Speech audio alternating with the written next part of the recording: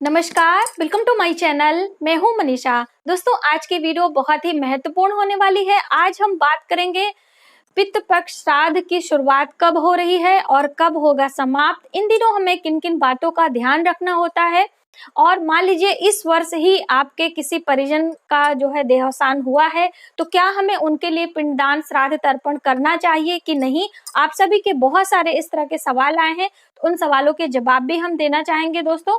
और ये भी जानकारी पहले ही हम आपको देना चाहते हैं कि मान लीजिए इन 15 दिनों की अवधि, जो कि भादो मास की पूर्णिमा से लेकर अश्विनी मास की अमावस्या तिथि का ये 15 से 16 दिनों की अवधि होती है। इन दिनों आप अपने पितरों को याद करें, उनके निमित्त भोजन आदि सर्वप्रथम पहले निकालें, गोग्रास निकालें, स्वान यानी कुत्ते के लिए निकालें, कौओं के लिए भोजन निकालें, और जो है चिड़ियों के लिए, चींटियों के लिए भी आप दे सकते हैं। ये बहुत बड़े पुण्य का कार्य होता है। और ब्राह्मण भोज वगैरह आप अपने सामर्थ्य और श्रद्धा के अनुसार करवा सकते हैं। मान लीजिए आपके पास पैसे रुपए की कोई तंगी है, तो आप उधार कर्ज लेकर ये कार्य ना करें, ये हमारे हित में नहीं होता है। इससे हमें इसका अशुभ परिणाम भुगतना पड़ सकता है। या फिर आप अपने घर से दूर हैं, किसी अन्य स्थान पर किसी यात्रा में आप गए हैं, तो वहां भी ये कार्य ना करें। यात्रा उन्हीं परिजन के लिए यदि आप कर रहे हैं, कहने का अर्थ है जैसे आप गया गए हैं, या फिर आप प्रयाग गए हैं पिंडदान करने, या फिर आप पुष्कर गए हैं, हरिद्वार है, अलग अलग स्थान होते हैं जहां पर हम जाकर ये पिंडदान वगैरह करते हैं, तो ये एक अलग बात है। लेकिन आप अपने किसी कार्य से गए हैं और आप सोच रहे हैं कि श्राद्ध के दिन स्टार्ट हो गए हैं और हम यहीं पर पितरों के निमित्त कोई भी कार्य करें, तो ऐसा नहीं करना चाहिए। ये सभी कार्य आपको अपने घर में जहां पर आप रहते हैं, चाहे आपका किराए का ही मकान हो, क्योंकि उसका रेंट आप जो है दे रहे हैं, तो आपका मकान हुआ, आप वहां पर करें। किसी फैमिली मेंबर के आप घर गए हैं वहां पे, या फिर कहीं और स्थान पे आप बिल्कुल भी ये कार्य ना करें, क्योंकि आपको पितर हर जगह भोजन नहीं ले सकते हैं। ये उनके लिए हित में नहीं होता, आपके लिए भी नहीं होगा। तो इन बातों का ध्यान दें। दोस्तों, वीडियो की शुरुआत करते हैं। यदि आप हमारे चैनल पर पहली बार आए हैं, तो चैनल को सब्सक्राइब जरूर करें। सब्सक्राइब करने के लिए बेल आइकन को प्रेस करें, जिससे हमारी वीडियो की नोटिफिकेशन आपको सबसे पहले प्राप्त हो। और आप सभी को ज्ञात ही हो गया होगा कि हमारे चैनल पर ज्योतिषी सलाह की सुविधा प्राप्त है, और यदि आप ये सलाह लेना चाहते हैं तो आपको पहले बुकिंग करानी होगी। दोस्तों, हमारा बेटा ये ज्योतिषाचार का कार्य करता है, लेकिन उसके साथ बहुत सारी टीम होती है, तो उन सभी टीम के लिए हमें बहुत सारी व्यवस्थाएं करनी पड़ती हैं। तो इसलिए आप वो सभी ध्यान में रखते हुए बुकिंग पहले करवाते हैं, उसके बाद आपकी कंसल्टेशन ली जाएगी। तो ये सभी आप व्हाट्सएप नंबर से डिटेल जान सकते हैं और अपनी बुकिंग करवा सकते हैं। अब हम बात कर रहे हैं कि पितृपक्ष की शुरुआत कब से हो रही है और कब समाप्त हो रही है। तो ये आपको 20 सितंबर से शुरू हो रहा है और 6 अक्टूबर तक का ये समय है। इन दिनों में आप अपने पितरों के निमित्त दान पुण्य, पिंडदान, श्राद्ध तर्पण कर सकते हैं।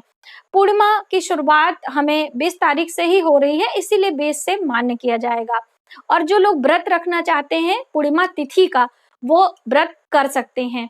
और दूसरी महत्वपूर्ण बात कि जो ये महालक्ष्मी का व्रत चल रहा है, उनमें जो 8वें दिन का व्रत है वो 21 तारीख को रखा जाएगा। ये आप सभी के लिए है, जो बहुत सारी महिलाओं ने पहला और बीच का और आखिरी दिन का रखना है। तो बीच वाला जो पूर्णिमा तिथि है वो 21 तारीख को रखा जाएगा, और आखिरी जो है 29 सितंबर को रखा जाएगा। तो ये जानकारी उनके लिए है। अब ये हम आपको लिस्ट यहाँ पर दे देंगे कि कौन सी तिथि किस दिन पड़ रही है, और उस दिनों में आप अपने परिजन का तिथि अनुसार कर सकते हैं। जैसा कि मैंने आपको बताया कि ये 15 दिनों की अवधि होती है, और इन दिनों हमें साफ सफाई का बिल्कुल भी ध्यान रखना होता है। जैसे हम देवी देवताओं के पूजन में शुद्धता का और बिल्कुल सफाई का ध्यान रखते हैं, उसी प्रकार से आप करें। जैसे बहुत सारे लोगों का ये भी सवाल होता है कि अकेले रह रहे हैं और ऐसे में मासिक धर्म से हो गए हैं, पीरियड आ गया है, तो हम अपने पितरों का श्राद्ध तर्पण या ब्राह्मण भोजन कैसे कराएं। अब मान लीजिए उनकी तिथियां आ गई हैं और आप शुद्ध नहीं हैं, तो आप बिल्कुल भी भोजन आदि ना कराएं। 6-7 दिनों के बाद जब आप शुद्ध हो जाएं, तब आप अमावस्या तिथि पर यह कार्य कर सकते हैं। जैसे कि महिलाओं के लिए जो भी कार्य आप करना चाहते हैं वो नवमी तिथि को की जाती है। सभी महिलाओं के लिए नवमी तिथि के लिए श्राद्ध, तर्पण और भोजन आदि किया जाता है। तो जब महिलाओं के लिए हम करते हैं तो महिला भोजन कराते हैं, यानी कि किसी महिला को आप दावत दें और उसे अपने घर पे भोजन कराएं, या फिर आप मंदिर में भी ले जाके भोजन का दान कर सकते हैं। और अमावस्या तिथि पर महिला पुरुष किसी भी को आप खिला सकते हैं। यदि आपके किसी परिजन का खास तिथि है अमावस्या को, तो आप पुरुष को ही खिलाएं, या महिला है तो महिला खिलाएं। कहने का अर्थ है कि जिनकी तिथि हो, जो वो मेल फीमेल हो, उसी अनुसार आप चयन करें ब्राह्मणों का और फिर उन्हें भोजन आदि खिलाएं।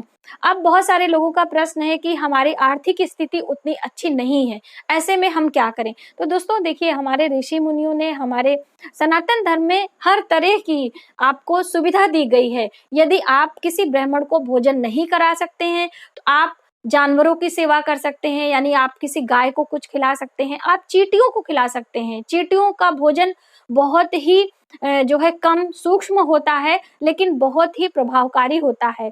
ऐसा माना जाता है कि जो चींटी और कौवा होते हैं, वह जो हम खिलाते हैं उनको भोजन, वो सीधे हमारे पितरों को पहुंचाते हैं। चींटियां शनि ग्रह से संबंध रखती हैं और कहीं ना कहीं राहु केतु से भी संबंध रखती हैं। तो आप यदि चींटियों का भोजन तैयार करते हैं, चींटियों का भोजन तैयार करने के लिए मैंने एक बार आपको अमावस्या तिथि पर बताया था, फिर से हम रिपीट करना चाहेंगे।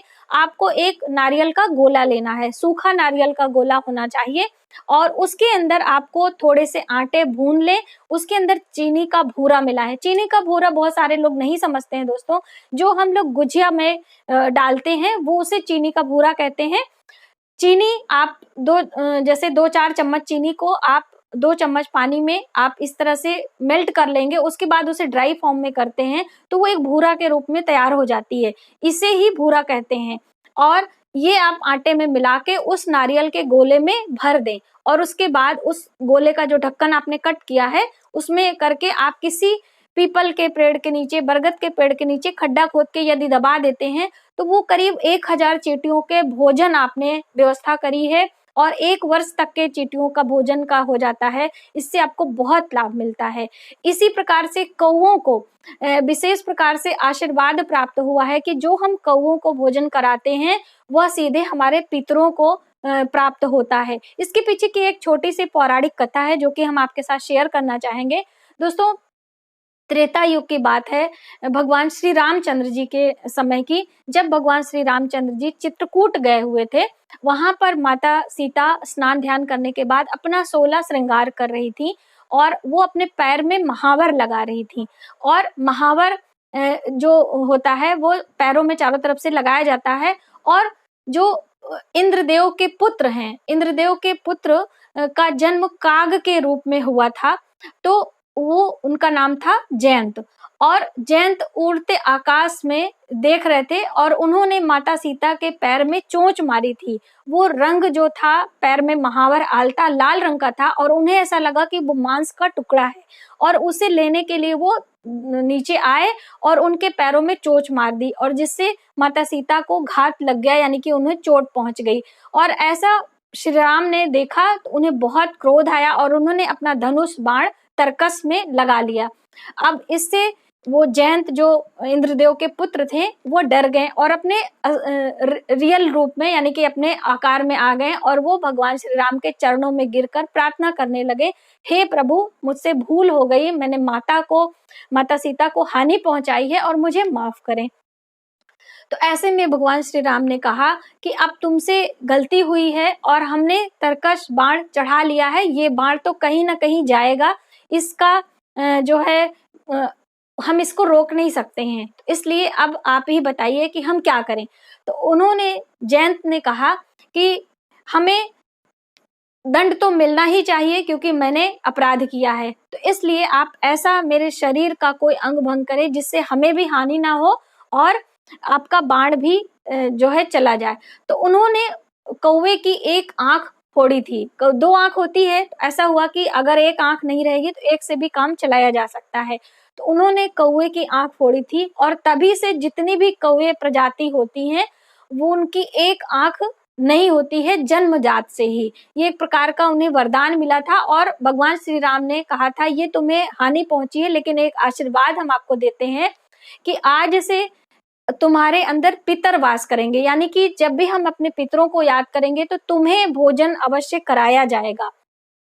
तभी से कौओं को पितर के दिनों में भोजन कराने की परंपरा चली आई है। और आपने देखा होगा कि कौवे की एक ही आंख होती है, दोनों आंख नहीं होती है। कभी आप नोटिस करें, जब आप कौवे को कुछ भी रोटी वगैरह डालते हैं तो वो इस तरह से आंख टेढ़ी करेगा और उसके बाद वो रोटी लेके चला जाएगा। तो ये छोटी सी कथा थी कौवे के ऊपर, इसीलिए कौवे को श्राद्ध के दिनों में रोटी और दूध या फिर खीर या गुलाब जामुन वगैरह खिलाते हैं। तो इस तरह से आप जरूर करें। अगली महत्वपूर्ण बात दोस्तों कि श्राद्ध के दिनों में हमें कुछ चीजें विशेष तौर से नहीं करनी होती हैं, तो वो कौन कौन सी चीजें हैं वो भी आप समझे। श्राद्ध के दिनों में हमें अपने पितरों को याद करना होता है, उनकी बातों को, उनके जो भी उन्होंने अच्छे कार्य किए हैं, हमें अपने बच्चों को, हमें आने वाली संतानों को उनके बारे में अवगत कराना होता है, पहली बात। दूसरी बात कि आपको इन दिनों में बहुत सारे उत्सव, बहुत सारे साज सज्जा, बहुत सारी कीमती वस्त्र, गहने, कपड़े, गाड़ी, मकान, किसी भी चीज की खरीदारी नहीं करनी होती है। कहने का अर्थ होता है, एक सामान्य भाषा में आप समझे कि ये एक प्रकार का हमारे पितर हमसे जो है बिछड़ चुके हैं, तो हम दुखी रहते हैं। ये 15 दिनों में हम उनको याद करते हैं, उनकी कमी को महसूस करते हैं। तो इसलिए हम कोई उत्सव, कोई सुख की चीजें नहीं लेते हैं, ऐसी मान्यता है। और लंबी यात्रा पे भी नहीं जाते हैं, क्योंकि लंबी यात्रा पे जाने से हम उनकी सेवा, हम उनकी वो जो हमें करना चाहिए उनके निमित्त वो नहीं कर पाते, उन पे अवरोध उत्पन्न होता है। इसी वजह से बहुत विशेष कार्य हो तभी आप घर से बाहर जाएं तो सुबह जाएं, शाम को आ जाएं, ऐसी भी मान्यता है। और घर में आपको जो आपके घर में भोजन पकता है वह आप गौग्रास के रूप में 5 लोगों को जरूर निकालें। अब दोस्तों बहुत सारे लोगों ने पूछा था कि मैडम आप क्या करती हैं, तो देखिए बहुत सारी चीजें अपने कुल परंपरा के अनुसार भी करनी पड़ती हैं। जैसे हमारे यहाँ यूपी में, जहाँ पे हम लोग रहते हैं प्रयागराज में, यहाँ पर जो है सुबह सवेरे उठकर अपने रसोई घर के दरवाजे को, यानी डेहरी जिसे होता है, उसे धोने की परंपरा है। हम लोग सुबह ही उठते ही स्नान ध्यान करने के बाद अपने रसोई घर की डेहरी धोते हैं पानी से। उसके बाद वहां के दोनों किनारों को अक्षत, काले तिल और सफेद पुष्प चढ़ाते हैं और अपने पितरों का ध्यान करते हैं। बाईं ओर स्त्रियों को, दाहिने ओर पुरुषों को। जब हम घर से बाहर निकलने लगते हैं तभी ये देखा जाता है दायां और बायां, क्योंकि बायां अंग महिलाओं का होता है और दाहिना पुरुषों का। इस तरह से उनको धूप दीप वहां पर उनको आसन देते हैं और फिर जो रसोई में पहले बनाते हैं, हलवा पूरी, सब्जी पूरी, जो भी बनाते हैं बिना प्याज लहसुन का, वो उन्हें भोग लगाते हैं। यानी 3 पूरियां बनाई जाती हैं और वहां पर काले तिल डाल के और उन्हें जल से प्रणाम करके और हम उन्हें याद करते हैं। एक प्रकार से आप उनके स्मरण करें और वो फिर ले जाके हम लोग गाय को खिला देते हैं, कुछ टुकड़े कौवे को दे देते हैं, कुछ चींटियों के लिए रख देते हैं, कुछ कुत्ते को दे देते हैं। ऐसा 15 दिनों तक किया जाता है। 9वीं तिथि को महिलाओं के लिए, यानी कि आपकी दादी सास हैं, आपकी सासू माँ हैं, और भी कोई महिला हो, उनके निमित्त किया जाता है। तो इस तरह से परंपरा होती है। और जिन परिजन का जिस तिथि में देहावसान हुआ रहता है उस दिन उनकी निमित्त भोजन कराया जाता है, पिंडदान, श्राद्ध, तर्पण किया जाता है। अब मान लीजिए आपके पास समय नहीं है कि आप किसी सरोवर में जाके पिंडदान वगैरह करें, तो आप उन दिनों किसी ब्राह्मण को भी बुलाकर भोजन करा सकते हैं। छाता, जूते, चप्पल, ये वस्त्र, मिठाइयाँ, फल, जो भी आपसे बन पड़ता है आप करें। किसी से उधार लेकर, अपने आप को दुखी करके, अपने किसी जो है मतलब अपने मन में कोई ग्लानि लेते हुए ये कार्य आप ना करें। प्रेम से, श्रद्धा से, श्राद्ध का अर्थ होता है श्रद्धा और समर्पण की भावना से जो हम करते हैं वही श्राद्ध होता है। तो इन छोटी छोटी बातों का हमें जरूर ध्यान रखना होता है।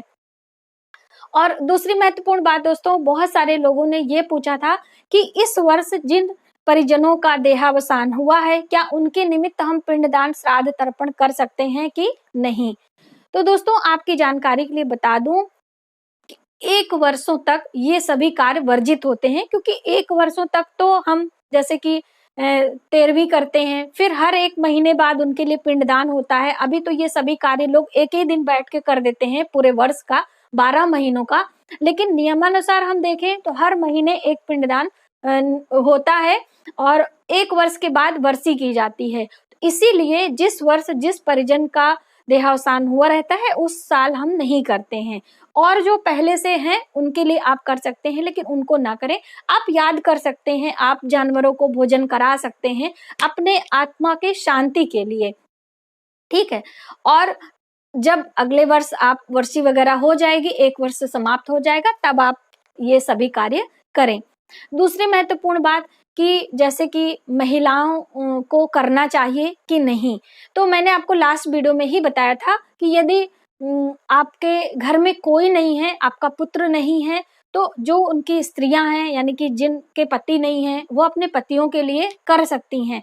और विवाहित लड़कियां भी करने का अधिकार है, लेकिन उनके लिए बहुत सारी चीजें हैं कि आप अपने मायके में ही आके अपने माता पिता का श्राद्ध तर्पण करें, यानी कि उनकी जो उनका पैतृक मकान है वहां पर आप कर सकती हैं और उन्हीं के पैसे से आप करें, ठीक है। क्योंकि बेटियों का धन लेकर और उससे श्राद्ध तर्पण करना ये ठीक नहीं होता है। हमारे हिंदू परंपरा में बेटियों को देना चाहिए, उनसे लेना नहीं चाहिए, ऐसी मान्यता है।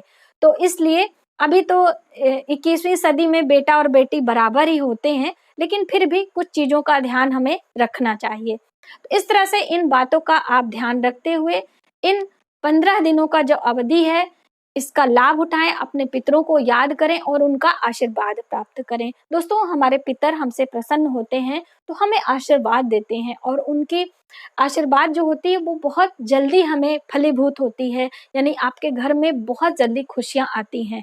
तो इसलिए ये कीमती समय है, इसे आप जाने ना दें।